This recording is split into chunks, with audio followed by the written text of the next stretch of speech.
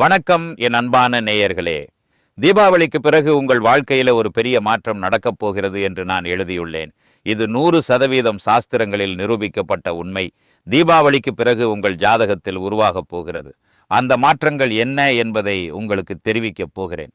இது இந்த தீபாவளியை உங்களுக்கு மிகவும் விசேஷமானதாக மாற்றப் போகிறது. இந்த தேவகுரு பிரகஸ்பதி யார்? உங்கள் ஜாதகத்தில் மிகவும் சக்தி வாய்ந்த தேவகுரு பிரகஸ்பதி. இவர் பணம், செல்வம், புகழ், மதிப்பு, கௌரவம் ஆகியவற்றின் காரக கிரகம் ஆவார். இவர் உங்கள் ஜாதகத்தின் 5 மற்றும் 8ஆம் வீட்டுக்கு அதிபதி. தற்போது இவர் உங்கள் 11ஆம் வீட்டில் சஞ்சாரம் செய்து கொண்டிருக்கிறார். மேலும் தீபாவளிக்கு பிறகு இவர் உங்கள் ஜாதகத்தின் 12ஆம் வீட்டுக்குள் செல்லப் போகிறார். இப்பொழுது எந்த கிரகமும் 12ஆம் வீட்டிற்குள் செல்வது நல்லதல்ல என்று பல நிகழ்ச்சிகளில் நீங்கள் கேள்விப்பட்டிருக்கலாம். ஆனால் உங்கள் ஜாதகத்தின் முழு அதிகாரத்தையும் வைத்திருக்கும் தேவகுரு பிரகஸ்பதி 12ஆம் வீட்டிற்குள் சென்று என்னென்ன பெரிய மாற்றங்களை மற்றும் தீபாவளிக்கு பிறகு உங்களுக்கு என்ன பெரிய பரிசை கொண்டு வரப்போகிறார் என்று ஒன்றொன்றாக சொல்லப் போகிறேன். நான் சொன்னது போல இவர் 5ஆம் வீட்டுக்கு அதிபதி. இவர் 12ஆம் வீட்டிற்கு செல்கிறார்.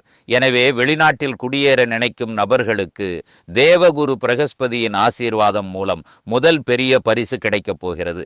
வெளிநாட்டில் குடியுரிமை கிடைக்காமல் இருந்தாலும் அதற்கான நல்ல யோகத்தை இவர் உருவாக்குவார். நீங்கள் ஒரு மாணவராக இருந்தால் கல்வி சம்பந்தமாக வெளிநாட்டிற்கு சென்று படிக்க விரும்பினால் அதற்கான மிக நல்ல நிலையின் யோகத்தை இவர் உருவாக்கி தருகிறார். கடகராசியில் உச்ச நிலையை அடைந்து தேவகுரு பிரகஸ்பதி உங்களுக்கு செலவுகளை செய்வார். ஆனால் செலவுகள் எப்படி இருக்கும்? பௌதிக சுகங்களை அதிகரிப்பதற்கான செலவுகளாக இருக்கும். நீங்கள் ஏதாவது நிலம் வாங்க விரும்பினால், வீடு வாங்க விரும்பினால், வாகனம் வாங்க விரும்பினால், அல்லது வேறு வகையான பௌதிக சுகங்களை உங்கள் வாழ்வில் பெற விரும்பினால் அதற்கான மிக அருமையான நேரம் இது. தேவகுரு பிரகஸ்பதியின் ஆசீர்வாதத்தால் உங்களுக்கு கிடைக்கப் போகிறது. உங்கள் 5ஆம் வீட்டு அதிபதி 12ஆம் வீட்டிற்கு செல்லும்போது இந்த நிலையின் அடிப்படையிலே உங்கள் குடும்ப உறுப்பினர்களின் ஆரோக்கியம் சம்பந்தமான செலவுகளின் நிலை உங்கள் வாழ்க்கையில் இருந்தால் அதை தேவகுரு பிரகஸ்பதி முடிவுக்கு கொண்டு வருவதை பார்க்கலாம். இன்றைக்கு இந்த காணொளியை சிம்மராசிக்காரர்கள் மிக கவனமாக புரிந்து கொள்ள வேண்டும். ஏனெனில் இதில் ஒரு ஆழமான கணித கணக்கு மறைந்திருக்கிறது.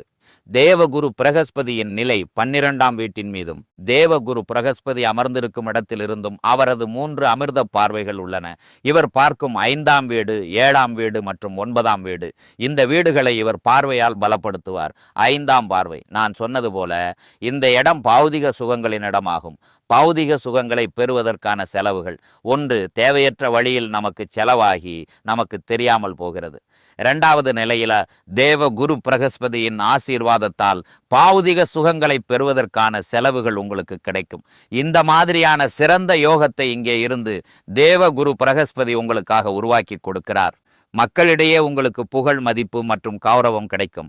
உங்கள் மூலமாக சில வேலைகள் உருவாகும். அது தீபாவளிக்கு பிறகு உங்களுக்கு மக்களிடையே புகழ், மதிப்பு மற்றும் கௌரவத்தின் நிலையை ஒரு நல்ல நிலையில் மாற்றி அமைக்கும். இந்த நிலையில தாயின் ஆரோக்கியத்தில் சிறிது கவனம் செலுத்துவது உங்களுக்கு அவசியம். மற்றபடி 4ஆம் வீட்டில் தேவகுரு பிரகஸ்பதியின் மிக நல்ல பலன்கள் உங்களுக்கு உருவாகி வரப்போகிறது. நான் மீண்டும் சொல்லுகிறேன், கொஞ்சம் ஆழமாக புரிந்து கொள்ளுங்கள். மிக இரகசியமான இந்த கணித கணக்கை நான் உங்கள் முன் வெளிப்படுத்துகிறேன். 7ஆம் பார்வையால் உங்கள் 6ஆம் வீட்டை காணும்போது இங்கு சிறிது கவனமாக இருக்க வேண்டும். நீங்கள் வேலை செய்து கொண்டிருந்தால் வேலையில் தேவையற்ற வழியில் மேலதிகாரி, சக ஊழியர்களுடன் சண்டையிடுவதை தவிர்க்க வேண்டும். ஏதாவது கடன் வாங்கினால் நல்ல காரியங்களுக்காக வாங்குங்கள். தேவையற்ற வழியிலே, தேவையில்லை என்றாலும் நாம் கடன் வாங்குகிறோம் என்ற நிலையில் செல்லாதீர்கள்.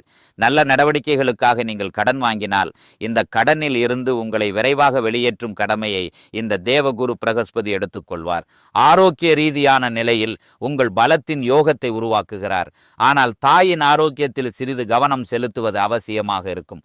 தனது 9ஆம் பார்வையால் இவர் தனது வீட்டை காண்கிறார். இது ஒரு மிகப்பெரிய அற்புதமான யோகம். மேலும் இவரிடம் ஒரு மறைவான வீடும் இருக்கிறது. மறைவான வீட்டிலேயே இவர் சஞ்சாரம் செய்து கொண்டிருக்கிறார். இந்த தீபாவளிக்கு பிறகு உங்களுக்கு கொடுக்க போகும் மிகப்பெரிய தீபாவளி பரிசு என்னவென்றால், உங்கள் வாழ்க்கையில் நடந்து கொண்டிருக்கும் மன அழுத்தம், டென்ஷன், மனச்சோர்வு, காரியங்களில் தடைகள், இவை அனைத்தும் மீண்டும் மீண்டும் உங்களை 99% தேவகுரு பிரகஸ்பதியின் ஆசீர்வாதத்தால் இந்த நிலை உங்கள் மன அழுத்த நிலைமைக்கு முடிவை கொண்டு வரும். எனக்காக ஏதாவது காரியங்கள் நடக்குமா, நடக்காதா? ஏன் என் காரியங்கள் மீண்டும் மீண்டும் நின்று விடுகின்றன?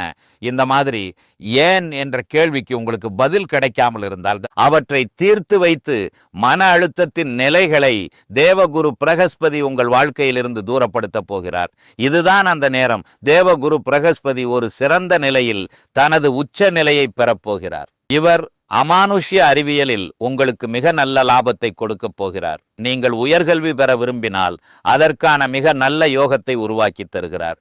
மேலும் இந்த நிலையில் எதிர்பாராத லாபங்களின் நடவடிக்கைகளையும் உங்களுக்காக சேர்த்து கொடுக்கிறார்.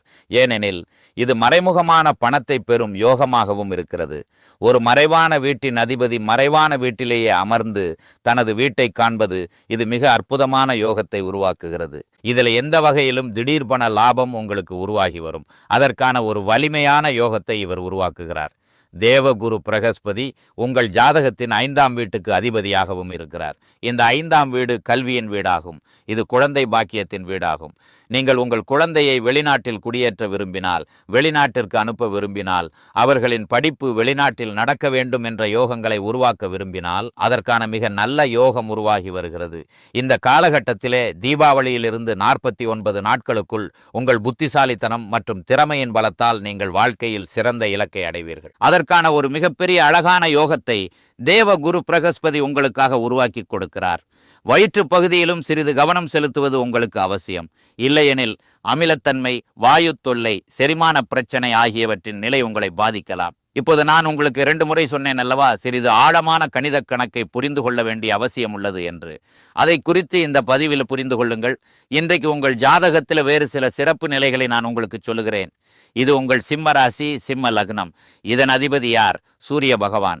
சூரிய பகவான் உங்கள் ஜாதகத்தில் ஒரு நல்ல வீட்டில் இருந்தால், தேவகுரு பிரகஸ்பதி உங்கள் லக்ன ஜாதகத்தில் 6, 8, 12ஆம் வீடுகளில் இருந்தாலும், ஆனால் சூரிய பகவான் டிகிரி வாரியாக பலத்துடன் ஒரு நல்ல வீட்டில் இருந்தால், இந்த தேவகுரு பிரகஸ்பதி இந்த தீபாவளியில் உங்களுக்கு மிக நல்ல பரிசை கொடுக்க போகிறார்.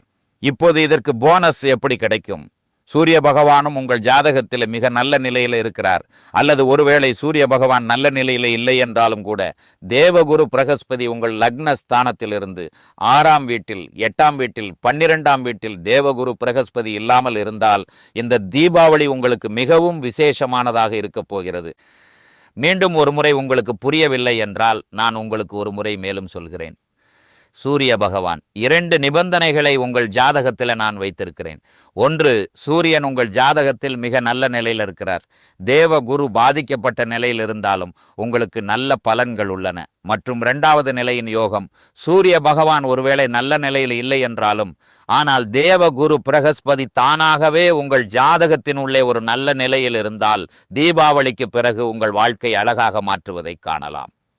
3வது நிபந்தனை என்னவென்றால், சூரியனும் நல்ல நிலையில் இருக்கிறார், தேவகுரு பிரகஸ்பதியும் மிக நல்ல நிலையில் இருக்கிறாருன்னா அது மிகவும் சிறந்தது.